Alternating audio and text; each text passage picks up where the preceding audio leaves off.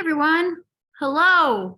Merry Christmas, happy holidays, happy almost New Year. How is everyone? Tell me in the chat, how are we all feeling after this holiday weekend and last week of craziness? Before we jump in, tell me in the chat. I feel like I'm in the twilight zone. Like every week between Christmas and New Year's, it feels like it's not real life. Like I can't even describe it. It's been my whole life, it's been that way. It's like weirdly lazy and festive, but not. And also, I'm excited for summer to be here. So, getting my bearings during this week. This year, I'm repackaging it to myself as it's a reset week, not just a week that I feel out of it, but it's like a reset week for the year. I'm excited to do some planning for what I'm going to do with you guys this year. And I'm just really, vibing out this week. Second day wearing this sweatshirt, a gift from the lovely Juliana, and ready to do this Zoom. Day late, but better than never. My chat is blank. I know you guys did something this weekend. So how are you? How was the weekend? How are you feeling today? Tell me in the chat. I would not recommend watching Babylon. I don't know what that is, but I will take your word for it. And now I am really so depressing. Yeah, I'm not intrigued. I don't want to know. I'll never forget the time that Nick let me pick what movie we went to go see. And for some reason, I chose A Fault in Our Stars. And I left and I felt like I paid somebody to just beat the shit out of me. And then I was like, why do people make movies like that? Like why do people make such sad friggin' movies? Why do we watch it? You know? Oh, but yeah, no, I can't do sad movies. So Babylon's getting crossed off the list. Thank you for that. Trying to get organized. It's overwhelming. Oh, well, text me the specifics of it. But remember, when everything becomes overwhelming, it's usually because it's a mismanagement of the urgency. So if you feel like everything has to be done right away, if you feel like you're behind, like all those feelings are actually larger than the deadlines to get the things done typically, I should say. So shoot me a message on the specifics, but I don't know if that helps you. Deep breaths and think, okay, I just got to start with one thing. I just got to think of what's due the soonest, and just try to get moving, and then momentum will take over. Overwhelm is usually just up here. And there's a good brain camp video on that if you need a refresher too, because I definitely get overwhelmed. This time of year is ripe for that. All right, so I hope you guys aren't feeling this quiet for the rest of this Zoom, but today is going to be a little bit more discussional. Like I said, we're going to go over body image, and we're going to go over the urgency that it's just in the atmosphere and social media and amongst conversations with each other is all about weight loss this time of year. And I know that can be really frustrating for those of us who have weight issues due to illness. It's not because you sit around eating fucking bonbons all day. It's because you literally have an illness. So it doesn't make it any easier when society's perceived image of health has to do with weight loss. And their image of the holidays has to do with like being gluttonous and indulging and everything. So it's almost like you're expected, especially if you were assigned female at birth, you're expected to get your thinnest now and start a new year off right. And it's just a bunch of bullshit, right? But you could be doing CCA for years now, and we're not impenetrable by that kind of stuff when we're surrounded. So even if you are typically confident, and if you've been feeling this creep in a little bit more, or you're like, no, I need all the friggin' body image help I can get, this is going to be a good one. All right. But I want you guys to try and interact as I'm telling you this stuff, because I think that will gear the conversation to be a little bit more specific to what's needed. Okay. So let's dive in.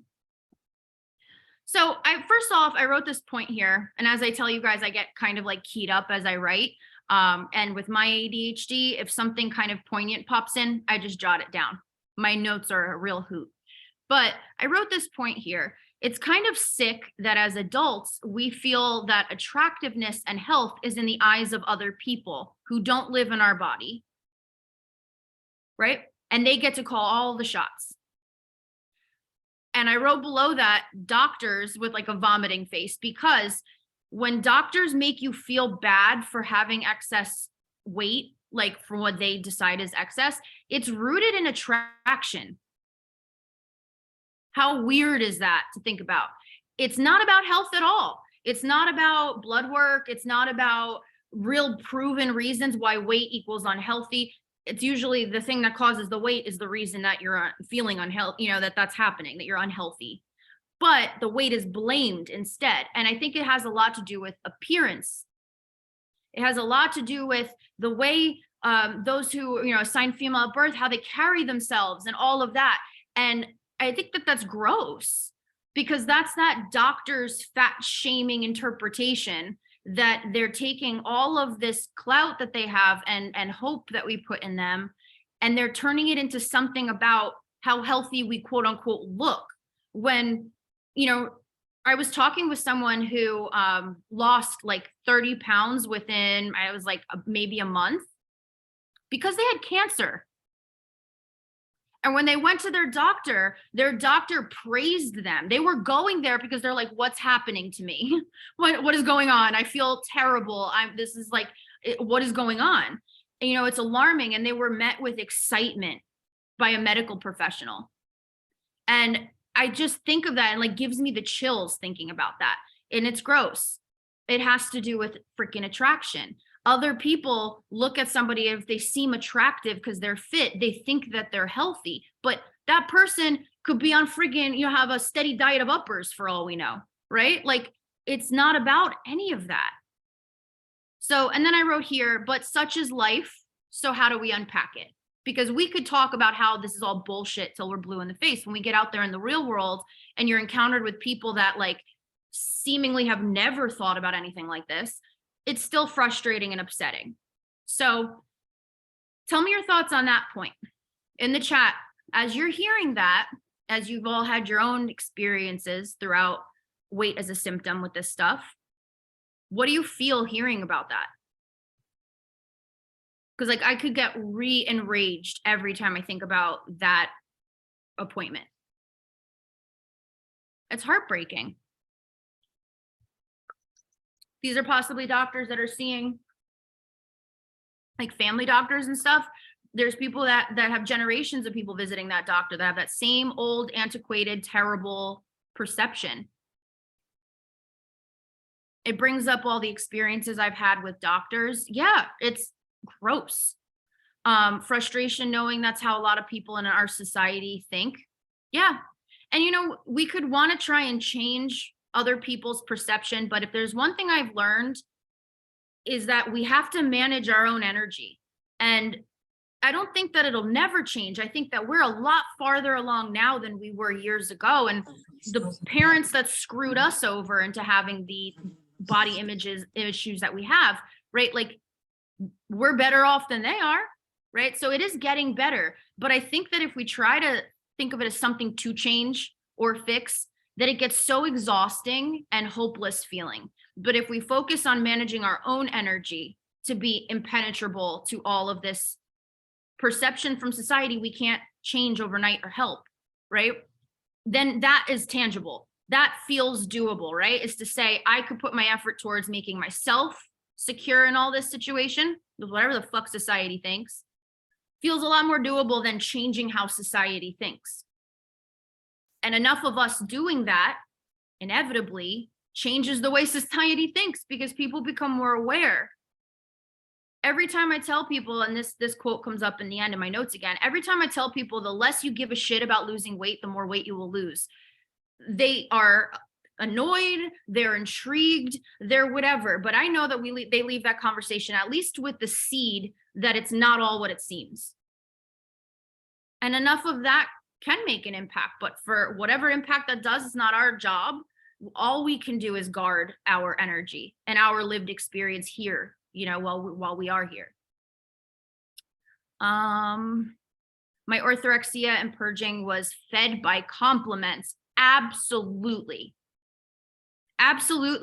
I cringe when I hear weight loss compliments. I really do. And when I was growing up, that is all I wanted. I would make myself as sick as I had to just hopefully have somebody notice that I lost weight or that I look good or something. It's heartbreaking. When I got the pathology back from my, oh my God, I'm not going to say this right, oophorectomy, sorry. And it said that my ovaries were filled with cysts. I wanted to go back to all the doctors and say, I told you so. And why are doctors in that position for us to feel like we can go back for that? You know what I mean? Like, that's not what they're hired to do. They're supposed to look at everything. Like, they're supposed to be ahead of it and like understand and work with us to get healthy. It's just, it is sad. It's sad. And I'm proud of all of you because you being here, wanting to change how you feel about it, that's the number one thing.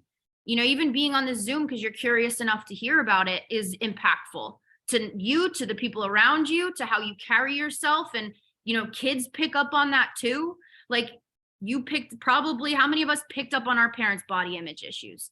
So I'm really proud of everyone here, but it starts with us realizing that people's fucked up feelings about our bodies has nothing to do with us, and we cannot change them, at least not quickly. So we got to focus on us. And if we do that, them seeing us thriving, living our lives, who knows who that could impact, But I wrote here the reasons we feel like thin would be a salvation. Okay, I'm going to list a couple off here at 5 that I'm going to list off.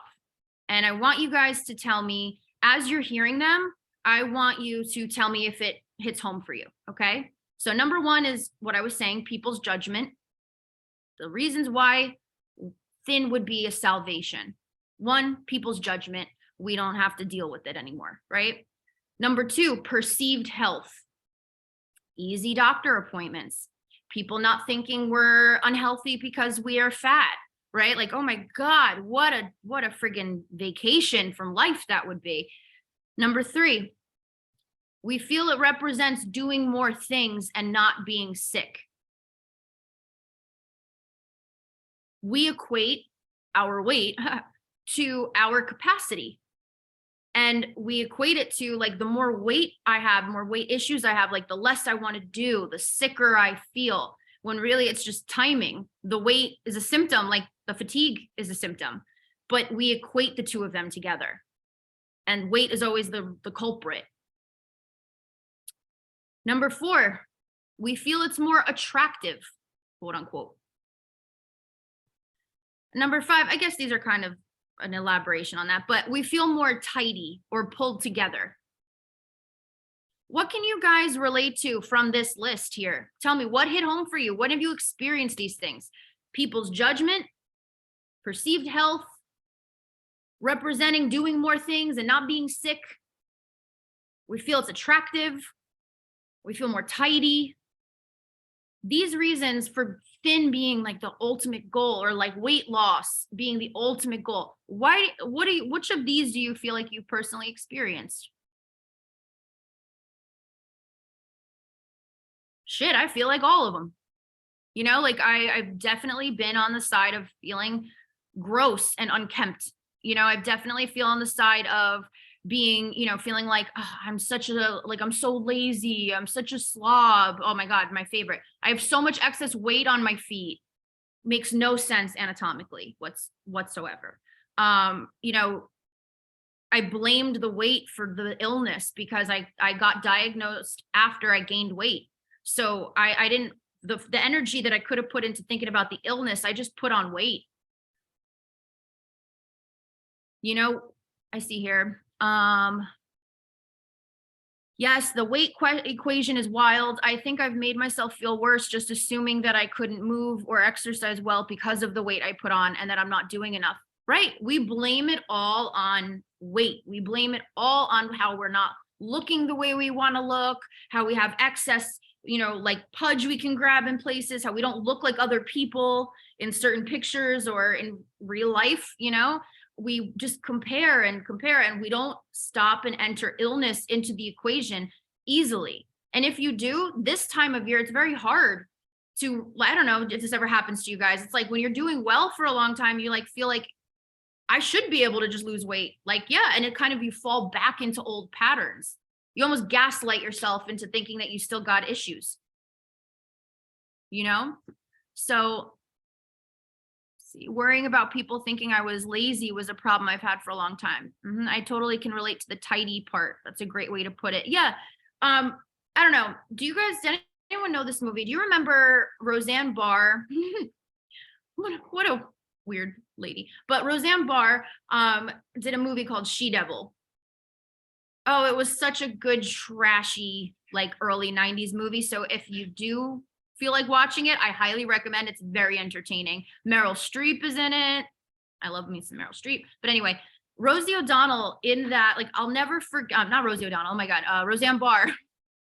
Roseanne Barr represented this image to me of like this gross fat lady wife, like this bad wife, like, and it stemmed from my own perception because I was always a heavy child. Like when I was diagnosed with type 1 at 7, and I went from being super thin to being like just continuing to gain weight all the way up until my Hashimoto's and PCOS diagnosis in my like early teens. I had my period at like 9, you know, so like I was hairy too. I had, you know, it was like I got hit puberty, like felt like 2 years earlier than everybody else. So I already had this image in my head of like the gross, slovenly looking lady, you know, and like that was the image I was desperately afraid of ever representing. And I felt like when I had to shop in like the women's department. I couldn't even fit into like the little kids, like cute, age appropriate stuff. I always joke that I was business casual from the age of 10 because like, and you know, I had that comparison. So I pitted myself against myself for a very long time because not once throughout all of that did I really take it seriously that this isn't a symptom of an illness. I didn't ask for this. I didn't ask for any of this, you know? And it's just kind of sick. I was allowed to feel that way growing up. It was, there was a movie about it, you know, that's why I felt that way. So it's just terrible when you think about it, that image of lazy or untidy, you know, none of it's true. Mostly feeling gross. Like, for example, maybe I wouldn't sweat so much, even though when I was smaller body, I still sweat a lot. Yes. I think that is another part of it. Like, you know, that like gross, like just intrusive figure, like you're just out here taking up space and sweating, you know, and it's just like, none of that's true. It's just this horrible image that not just ourselves, but like society, experiences, shitty people, whatever, have built in our brain, and we are making it come alive. It's very hard to think of that. I blamed my weight for the illness. Yeah. You know, it's interesting. I see, and this goes back to the Minnesota starvation experiment. I could talk about that all day, but it goes back to that. I have so many clients with adrenal PCOS now later in their lives as a result of intense dieting and weight loss pursuit for years on end. I have tons of clients with adrenal PCOS who were athletes. They didn't think of it as unhealthy. They were in sports all throughout school. They went to college and they were like intensely working out every day, and they burnt themselves out that way. You know, there's so many things that because of this image of how bad and how vilified weight is, we just fuck ourselves over, you know, or it's so sad. I feel so honored to be at this point able to change these tides with you guys. That's why I'm so proud of you all. But a lot of us are cut from the same cloth in this regard. I'm not gonna lie, when I use my scooter or walker, I wonder if people are thinking I'm using them because of the weight. And that you have the added bonus of like, if people are just looking at you like, you know, I don't know, like if you had a leg missing, maybe they'd feel it was justified for your age. But I remember like every time, not we're anywhere near the same, but getting wheelchair service through the airport, you know, like people look at you like dirty, like what, like, you know, and I couldn't imagine literally needing that to just enjoy the same things that those people are able to enjoy every day because of an illness you never asked for. and just be met with this perception. I would hope that most people don't feel that way, but I'd be lying if I said that that's not possible. It's a shitty world. And people who've never experienced the same hardships have a very hard time with empathy generally. Everyone needs shrooms. That's my thought. Get some empathy. But it's fucked up. I remember thinking like the first time I got wheelchair assistance, I was like, I should hike up my pants so that everyone could see how badly broken out my legs are with psoriasis. And then maybe they can think that I just like have some kind of thing. What the fuck? I'm just trying to like get through the airport without having my like, neck friggin' have issues the entire flight and then be miserable the 3 days that I get there, People have no idea. Oh, I thought sweating was something bad. Yeah, no, we sweat to regulate our body temperature. Excessive sweating can happen from hormone imbalance. It can happen from estrogen imbalance, androgen imbalance. It's a real thing. My ass is always freezing cold from lovely Hashimoto's, but sweating is definitely a hormonal symptom. Hyperhidrosis is the technical term. And I think it sounds way cooler than sweating. But I feel like we aren't taught to have patience with our bodies. Absolutely not. Especially if you ain't got nothing dangling between your legs, right? Like, you got to be thin. You can't be a fat girl. It's just messed up. It's messed up. We do this to kids, which is gross to think about, right? And like, oh, I want them to have a happier life. How many clients I've talked to whose parents said that kind of shit? Like, I'm just trying to make it so that you have an easier time in life and you aren't picked on. I wasn't allowed to be a friggin' cheerleader because my parents didn't want anyone to make fun of me in the uniform. It's messed up. Of course, there's never any patience or acceptance with our bodies. We are meant to be attractive right out the gate. Gross. So I grew up in a home where being sick was weakness and seen as lazy. Absolutely. That's a big thing culturally too. Like in Greece, I'll never forget my grandpa telling me to hide my pump. Don't let people see that I had an insulin pump because, and like, he wasn't like embarrassed necessarily. He just knew that the perception was that I was ill, that I wasn't well, that it was like a bad thing, that I shouldn't, it was a weakness, a vulnerability, damaged goods kind of thing. And it's messed up. It's just so messed up. Unfortunately, it happens everywhere. And then, growing up, it was the same thing. Like my one grandma loved when we ate. Like the one that I did Mind Your Bite about. Oh my God, she was in heaven when we were eating. She loved it. And my other grandma would actually ration out my mother's food growing up, like by the spoonful, because if she looked a little fat that week, she'd get less spoonfuls.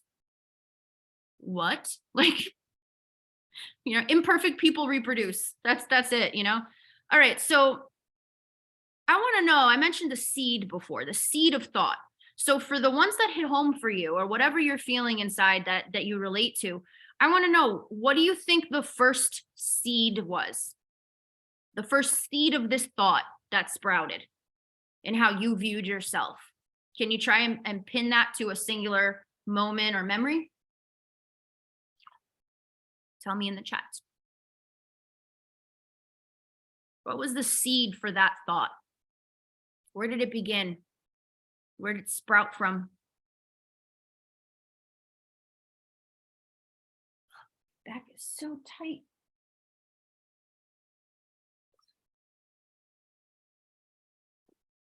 Ooh, did you guys hear that one? My silicone be cracking. So, okay. Comparing myself in a bathing suit to my cousins. That's so hard. What do you think in that moment when you were comparing yourself to your cousins in the bathing suit? What do you think made it so that you wanted to look the same?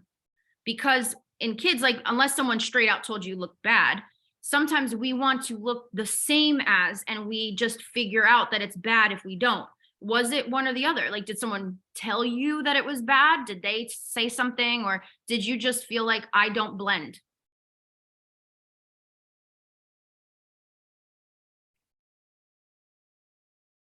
As you're typing, I'm going to check out the next comment. Hearing my dad scream at my mom in a drunken rage that I was obese.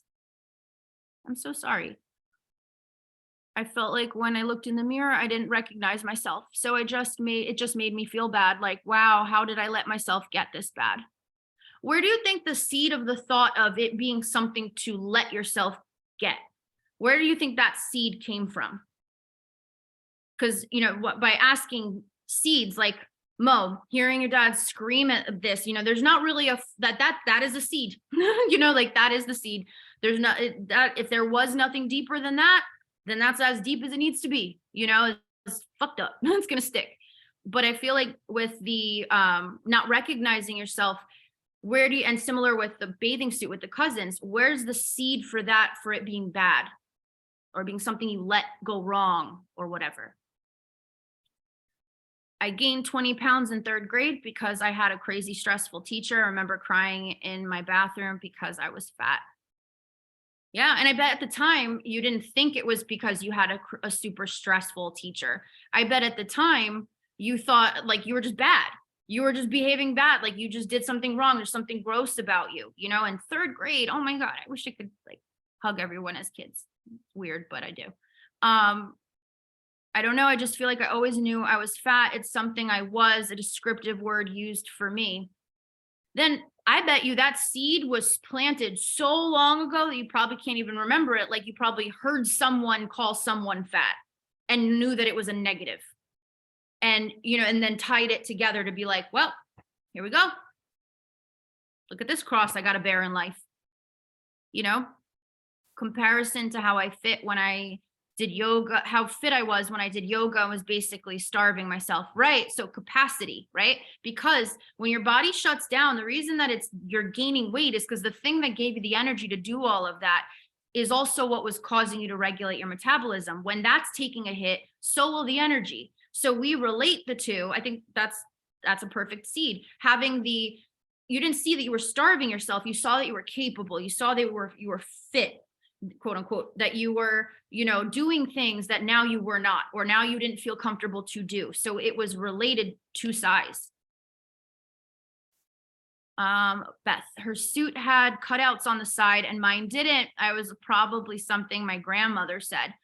Family is always there for the great, input, but I remember that really, I relate to that so much. I remember seeing cousins that wore like sexy bathing suits, but not sexy, like showy sexy, just like modern with cutouts, with, cool straps and stuff like that. Maybe it was a 2-piece, or a really cool 1-piece with a low back or something, or, the leg cut high enough and they didn't have anything sticking out below the leg cut, like all that. And I remember asking my mom, like, I asked her why I had to wear a surfer boys bathing suit.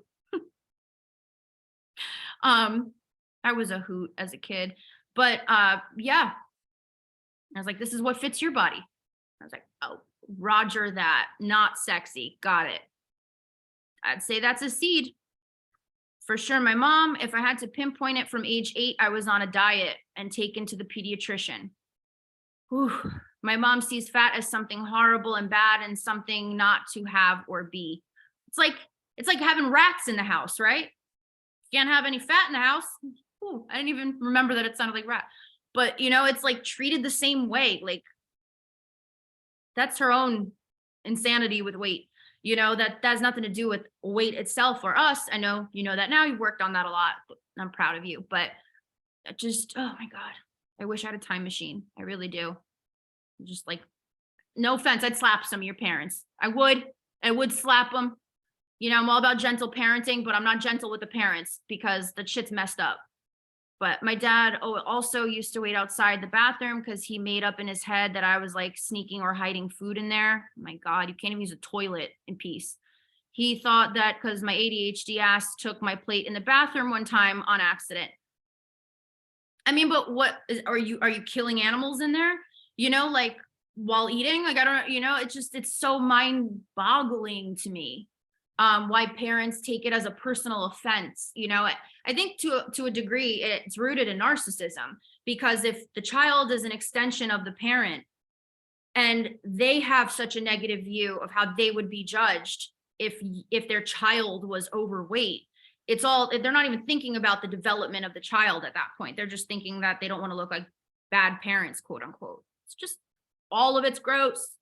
I'm so glad we're all changing this shit. So, because it's usually first seed. I wrote a little formula here, okay?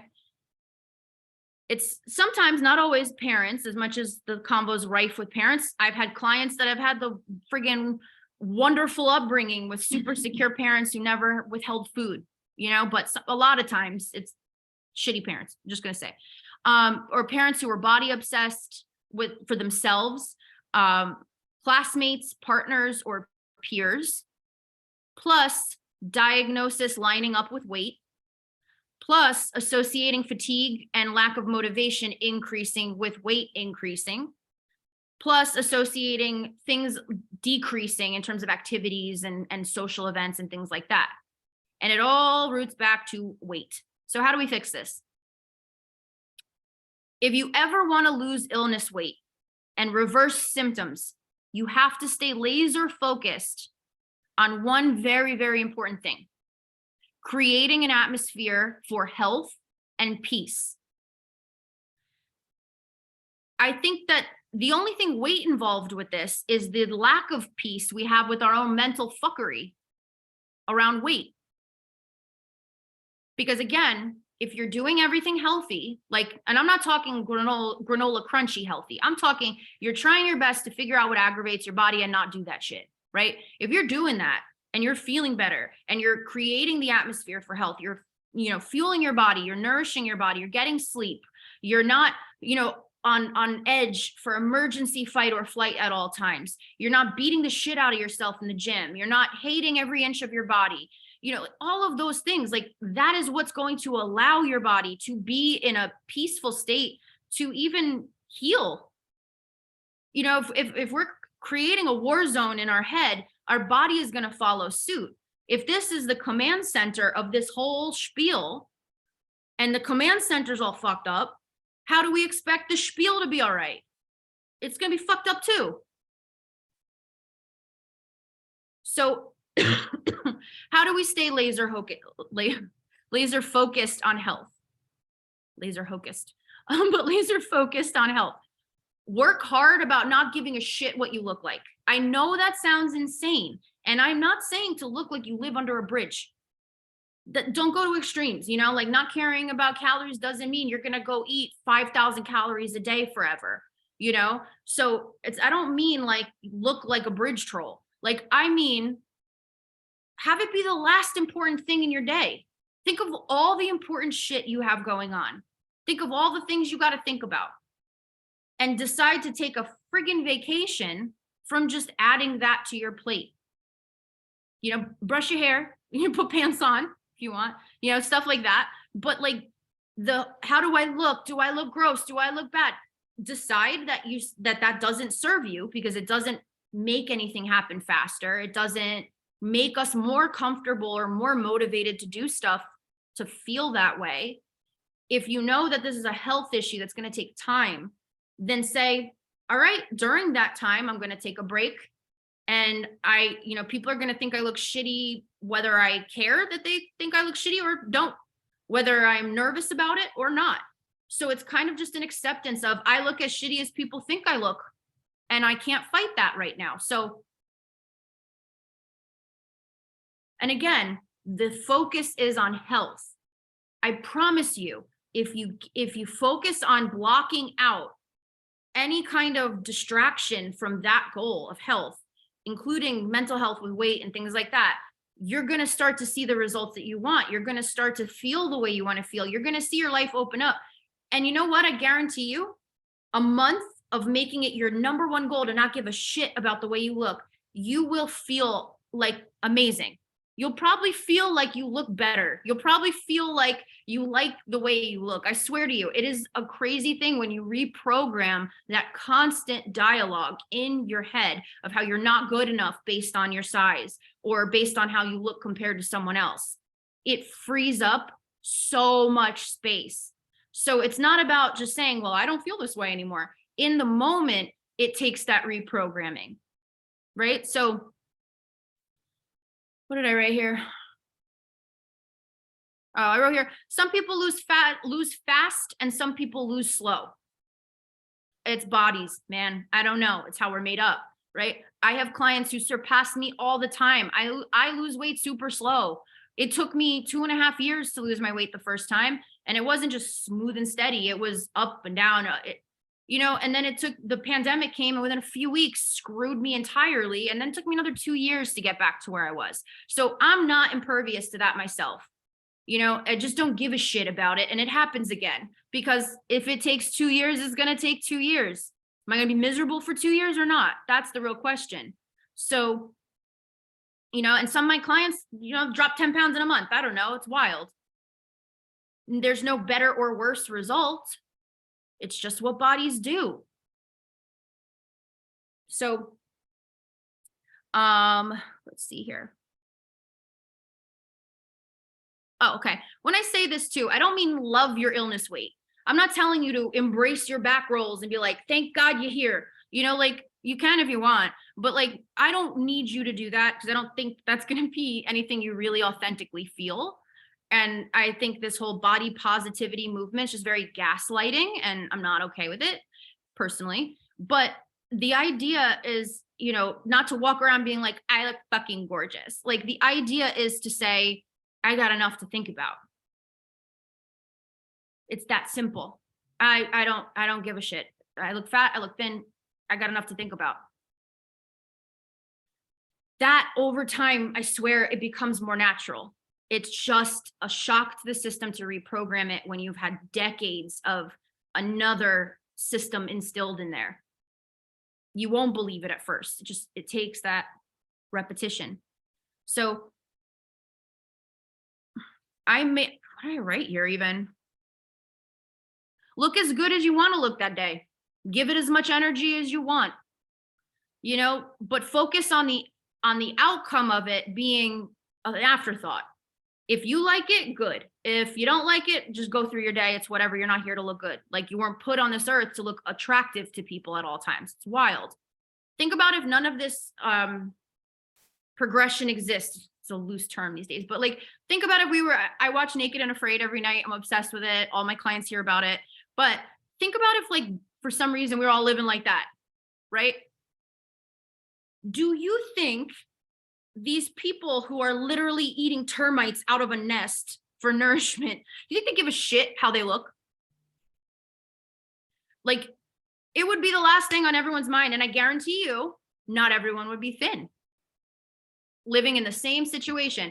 On Naked and Afraid, they had a survivalist with Hashimoto's. Their counterpart lost close to 40 pounds in the time that they were out there. She lost 15. Neither of them had food. So I think about this a lot, where I'm like, listen, what does it fucking matter? If I can't change it, I can't change it. But I am so done with this bullshit. I would talk shit against the thoughts in my head to be like, this is a waste of time. And I was just going to say something.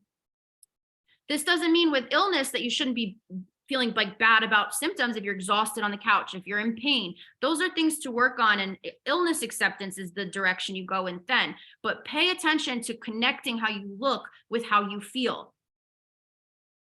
If you're going to work on how you feel and changing that, don't dedicate any energy towards how you look right now. You're giving it all to how you feel, because when you feel better, you will look different, right? Yeah, I wrote it here again in capitals. So the less you give a shit about weight loss, the more weight you will lose. I have no ulterior motives in telling you that. Y'all hired me to tell you my method, to show you how to get balance. And I swear that is the number one tip. The less you give a shit about losing weight, the more weight you will lose. This is where I used to get annoyed by this, but law of attraction enters the chat. Because I have to fucking wonder, if I believe that what you really think is yours and is attainable, you will attract in some weird way, however it works, why would it not apply to this? If I'm sitting here thinking and picking on every little thing that's wrong, or how long it's been since any results have come, or how fat you feel, or how lazy you feel, or how this, blah, blah, blah, that's not going to attract we're not going to attract someone to come save us out of that. That's just where we're going to stay. And I have to feel like that impacts results. because I have fallen back, like after the pandemic, I fell back into that same pattern of like, oh my God, it was too good to be true. I knew that this was going to go this way. I'm such a fraud. I have people depending on me. I've built, you know, a whole business and platform on this. Like, oh, why am I hung up on my weight?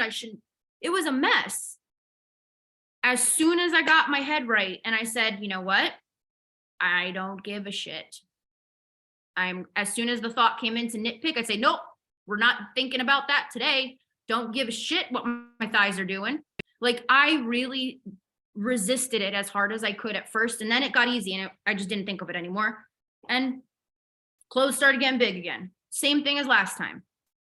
The less we give a shit and the more we focus on health instead, then our body's going to get freaking healthy. You know, it's just going to follow suit. So last point I have before I give you my biggest, oh no, I already told you. Yeah, act like you're allergic to weight loss content. That's my biggest tool for you. Act like you are absolutely allergic to weight loss content, to any accounts that make you feel bad about yourself, to discussions that involve weight. If a friend wants to enter into some innocent banter about how you're going to eat less or you're going to work out like crazy or whatever, just be like, oh, good for you. Let me know how that goes, and change the topic. Allergic. We don't allow it in our space. We guard this energy in this space, right? Because you're trying to focus on health. So allergic. And the last point I had written here was, I wonder how healthy we'd all be as a society if all of this was instilled at a young age. Because in cultures where they don't put a high emphasis on weight, they put an emphasis on quality of ingredients, quality of life, activity daily, because it's good for you, you know, things like that. It's a whole different setup, right? So, and again, Minnesota starvation experiment, I wonder if none of us ever had any encounter with body shame, food shame, nothing. I wonder how much illness would still be present, mental or physical, you know? So, let's see, let me read the chat. Make sure I didn't miss anything. The I don't give a fuck moment, absolutely, or method, moment, method, whatever, absolutely. You know, that's what this should be, because you have a lot of things you have to give an, I feel like I cursed so much this video. You have a lot of things that you have to give an F about in your day-to-day that you didn't choose, but you have to deal with it. There's people that depend on you. You want to enjoy your life. You know, there's a lot. Why does this have any place right now? It doesn't need to. Love it. The IDGAF method. I should come up with an acronym for that. I don't know. It's just another one of my acronyms. But I used to lose weight super quickly when I was younger, but everything changed when pregnancy, chronic illness, disability, hormones, etc. Yeah, absolutely. That happens. Like when I was younger, I was very disordered. I didn't think it was disordered at the time, but I was. And my weight yo-yoed until it didn't. Like my weight, I could drop it pretty easily and then I would binge. And then it would be a nightmare to get back to where I was, quote unquote, which why would I would want to be back there. But you know, that's the constant merry-go-round that I was on. And then one day it didn't matter how little I ate. My body was like, no more, we're keeping you alive. Even though I felt like I was dying, but like I already barely eat. It probably would just make me more inflamed to be out there in the wild, you know. But I've also thought about that where I'm like, we kind of like, if I don't work at it, I could go all day without eating. And if we were trying to utilize this adrenal function, I don't even know. You know, without the diabetes, I'd probably kill it in that competition, but not in the back. I'd have a really rough time coming home. But I think about these things as I watch this show. It's ridiculous. I love it. I honestly unfollowed at least 30 Instagram pages that I no longer align with. I love it. Congratulations. That's the best weight loss of all that I relate to with that relate to health. Yeah. If I'm going to scroll, I'm not able to let my mind be directed back into that cycle of maybe if I just do what they say, it'll work. Exactly. And remember, if what they said worked, it wouldn't be a multi-billion-dollar a year industry full of repeat customers. None of it really works if it doesn't forever, you know? It's so freeing. That is my hope for everyone. Okay, so last thing I want to say, I mentioned this last month at some point that I wanted to do a CCA version of 75 hard. It's coming. It's coming the next few weeks. It's going to be called 75 real. And the goal is not for it to be easy in terms of like it's still going to require effort. It's still going to require direction and work, but the things itself are about deeper things. I don't want to give too much away, but it's my version of 75 hard. And I am really, really excited to introduce it to you guys. So just get ready for that in case you're feeling like, yeah, this is all nice, but I feel like I need some kind of a boost. Like that old all or nothing mindset is craving that dopamine of getting like all in on something. Well, in the next couple weeks, I will be rolling out 75 real. So look out for that. But proud of you guys. You guys are all amazing. Please do not let your worth be tied up in your muffin tops, right? Like none of it should matter right now. What matters is having a life that feels good to live. And what matters is the impact you have on the people around you. And attractiveness in society's eyes is like one thing you can keep off your plate. All right. But I don't expect this convo to be the solution. So text me if you feel really conflicted after this. All right. But enjoy your night. Mwah. Bye, guys.